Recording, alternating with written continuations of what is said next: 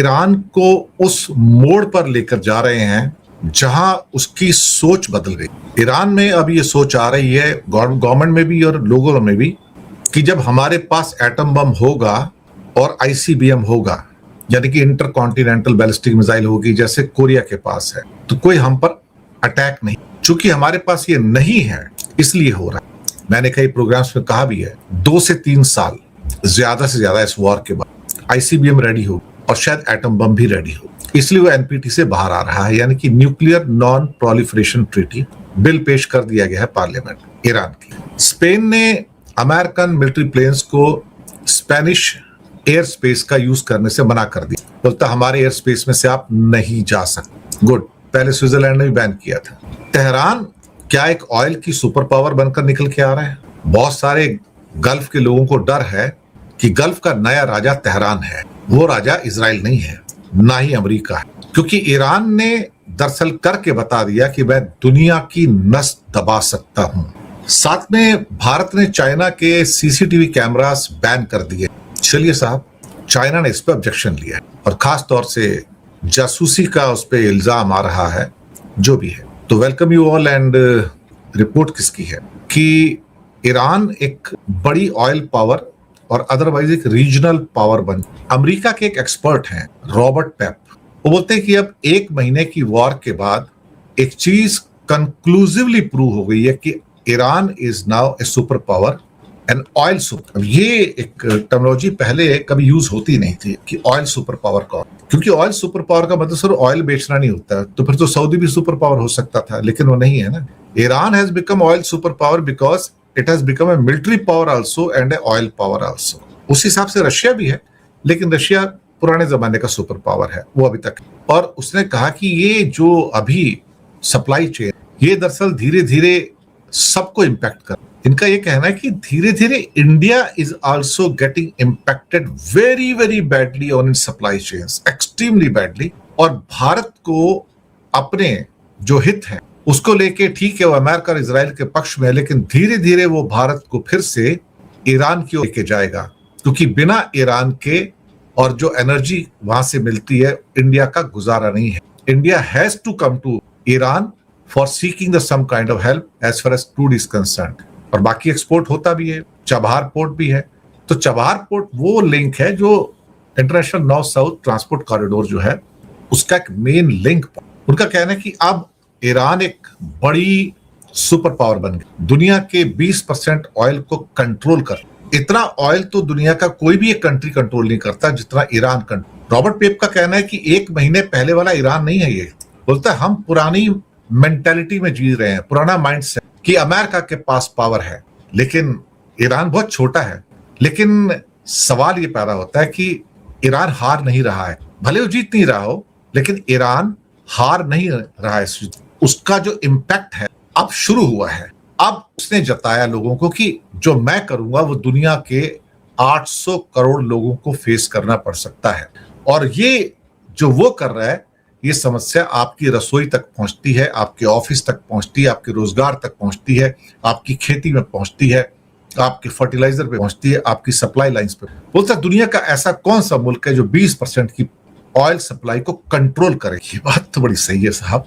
कहता है ये रीजन है कि India once again slowly Iran के साथ अपने संबंधों को सुधार रहा है, लेकिन ऐलान नहीं कर रहा है कि अमेरिका को नाराज नहीं करना। लेकिन इंडिया के टैंकर धीरे धीरे हॉर्मुज से बाहर आ रहे हैं। इसका मतलब है कि ईरान के द्वारा इंडिया पे एक पॉलिटिकल प्रेशर डाला जा रहा है, और यहां पर जो कीमत चुकाने वाले वो जो अंदर के ऑयल कंट्रीज तो हैं, लेकिन अमेरिका भी इसका कीमत चुका रहा है, अमेरिका भी और इंडिया भी। कहता है लेकिन इंडिया को बैलेंस करना पड़ेगा। India is in no position to ignore Iran at any cost, ये मिस्टर पेप का कहना। तो यानी कि पहली बार किसी को ऑयल सुपर पावर का खिताब मिला है कि वो दुनिया की 20% ऑयल को कंट्रोल करते। अमेरिका कहता है कि कंट्रोल मैं कर, लेकिन ईरान ने दिखा दिया कि कंट्रोल तो मैं कर रहा हूं, तू नहीं कर रहा है। अगली खबर, अमेरिका ने और इजराइल ने जितना प्रेशर और जितना नुकसान किया, अब वहां की रूलिंग पार्टी और जो आम आदमी जो सड़क पर है, अब उसे इस बात का यकीन हो गया कि अब हमें ये वर्ड्स कहना छोड़ देना चाहिए कि हम एटम बम नहीं बनाएंगे, नहीं बनाएंगे, नहीं बनाएंगे, नहीं बनाएंगे। कभी इसको कहते हैं, कभी उसको कहते हैं, कभी एटॉमिक एनर्जी एजेंसी को कहते हैं, कभी ट्रंप को कहते हैं, कभी यूरोप को कहते हैं हम नहीं बनाएंगे। बोलते हैं वक्त आ गया है कि हमें कहना पड़ेगा हाँ हम बनाने जा रहे हैं और साथ में आईसीबीएम भी बनाने जा रहे हैं। कोई रोक सकता है तो रोक, और इसलिए वो बिल आ गया कि हम एनपीटी छोड़कर बाहर जा रहे हैं, यानी कि न्यूक्लियर नॉन प्रोलिफरेशन, जिसके अंदर रहने से बंदिशें आती हैं, आपको कोई रिस्पेक्ट कर सकता है, IAEA। अब ईरान एक एटॉमिक पावर बनने की तरफ आगे बढ़ेगा और इस वॉर के बाद बढ़ेगा। आप कहोगे मदद कौन करे? देखो 3 कंट्रीज तैयार बैठे, बिल्कुल तैयार बैठे हैं, रशिया भी है, चाइना भी है, और सबसे इंपॉर्टेंट कंट्री जो ईरान को मदद करेगा एटम बम बनाने में या आईसीबीएम बनाने में डायरेक्टली, वो होगा नॉर्थ कोरिया। लिख के रख ली, नॉर्थ कोरिया में वो हिम्मत भी होगी ये कहने की कि हाँ मैं ईरान की मदद करूंगा, हाँ मैं ईरान को आईसीबीएम की टेक्नोलॉजी दूंगा, यानी कि इंटरकॉन्टिनेंटल बैलिस्टिक मिसाइल। एक्चुअली वो टेक्नोलॉजी देखा जाए तो नॉर्थ कोरिया की नहीं होगी, वो रशियन बेसिकली टेक्नोलॉजी। क्यों रशियन? क्योंकि रशिया और नॉर्थ कोरिया बहुत क्लोज। नॉर्थ कोरिया की आर्मी भी वहां लड़ रही है, आपको पता है, यूक्रेन के खिलाफ।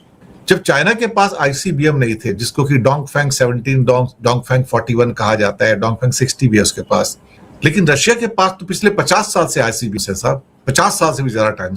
आईसीबीएम मतलब इंटरकॉन्टिनेंटल बैलिस्टिक मिसाइल्स, जो 15,000 किलोमीटर तक मार कर सकती हैं। यानी कि अगर ईरान स्टार्ट करे तो अमेरिका का कोई शहर ऐसा नहीं होगा, या दुनिया में कोई ऐसा शहर नहीं है किसी भी कंट्री का जिसके ऊपर रूस की आईसीबीएम नहीं पहुंच। और जो नई चाइनीज मिसाइल्स हैं वो भी आईसीबीएम जो हैं वो भी पूरी दुनिया में हर कोने में जा सकते। प्लस अभी जो टेस्टिंग सारे हुए हैं खास तौर से नॉर्थ कोरिया के, पहले भी वो भी इस टाइम पूरा अमेरिका कवर कर, यानी कि वेस्टर्न कोस्ट का कैलिफोर्निया से लेके और ईस्टर्न कोस्ट का न्यूयॉर्क तक कोई एक सिटी ऐसा नहीं है जो नॉर्थ कोरिया की जद से बाहर हो। आज देखिए उसके पास जितने भी एटम बम है, 50 हैं, 100 हैं, जितने भी हैं, और आईसीबी।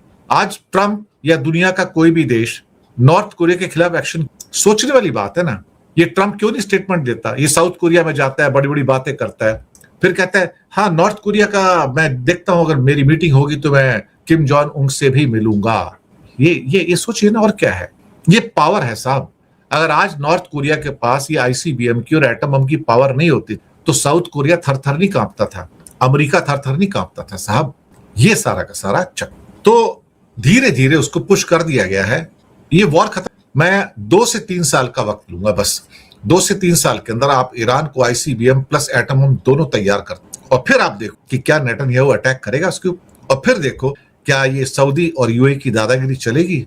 और मैं पहले भी कह चुका हूं, इस पूरे जोन का दादा सिर्फ ईरान होगा। आप देख, एक दिन ईरान होगा, टोटल दादा होगा, उसके बिना यहाँ पत्ता भी नहीं है। शायद हर कंट्री का एक साइकिल में दिन आता है ना, इसका भी दिन आएगा। दूसरा, भारत ने चाइना के सीसीटीवी कैमरास को बैन कर, तो चाइना को गुस्सा तो आएगा ही। ग्लोबल टाइम्स में एक अच्छा खासा आर्टिकल लिख दिया। हमारे इंडिया के अंदर टीपी लिंक हो गया, दहुआ हो गया, या हिकविजन हो गया, इनके बहुत सारे सीसीटीवी आते हैं, लाखों में आते हैं, हजारों नहीं लाखों के अंदर आते हैं साहब। अभी कहते हैं कि जासूसी करते हैं और हम तुमसे नहीं लेंगे। इन एक्चुअलिटी इससे भारत के बाजार को नुकसान तो होगा, लेकिन भारत ने दरअसल बिना कोई सबूत दिए, चाइना कहता, आपने इसको खारिज किया, कहता शो करो ना मैं जासूसी कर रहा हूं, you have to prove it. और ये निष्पक्ष इंटरनेशनल नियमों के खिलाफ भी है, तो वो इंडिया के ऊपर दरअसल मुकदमा कर सकते हैं WTO। भारत वहां बैक सीट पे जाएगा, मैं आपको बता। तो चीनी ब्रांड के इंटरनेट कनेक्टेड सीसीटीवी कैमरे भारत ने डिजिटल सुरक्षा को लेकर फैसला किया है। अब वो कहते हैं कि जो डेटा मिलता है वो फॉरेन सर्वर को चीन पर भेज सकते हैं, ये भी हो सकता है। भारत को आशंका है कि चाइनीज सीसीटीवी का इस्तेमाल जासूसी के लिए किया जा सकता है, इसलिए हमारी सुरक्षा को खतरा है। कमाल की बात है साहब। इसका मतलब यह है कि भारत में जासूसी होगी, आप मेरा मतलब समझिए, कि भारत में जासूसी होगी मोदी जी के अनुसार, लेकिन वो चीन ना करे तो अच्छा है, इजराइल कर ले तो। यानी कि अब सीसीटीवी कैमरा इजराइल से या अमेरिका से लिए जाएंगे, लेकिन वो इजरायली प्रोडक्ट होगा और किसी ज्यूस की कंपनी का प्रोडक्ट होगा, ये भी तो हो सकता है ना। यानी कि हम पेगासस हो या सीसीटीवी कैमरा हो, हम इजराइल की जासूसी मंजूर कर सकते हैं, लेकिन हम चाइना की जासूसी मंजूर नहीं कर सकते। तो नेचुरली चाइना को तो फिर गुस्सा आएगा ना, चाइना दूसरे तरीके से बाम मरोड़ेगा हमारी। ऐसी बात नहीं है कोई सोचे कि चाइना मतलब तुमको छोड़ देगा, चाइना को पता बदला कैसे। और पीछे जो बदला लिया है, 3 साल से इंडिया की टनल मशीन्स वहां पे अटकी हुई थी, वहां के पोर्ट पे पड़ी हुई थी, यहां नहीं पहुंची। 3 साल अटका के रखा। अल्टीमेटली हमें बैक करना पड़ा, भैया दे दो दे दो दे दो। 3 साल बाद 2 टनल मशीन, उस चक्कर में सारे प्रोजेक्ट रुके पड़े थे।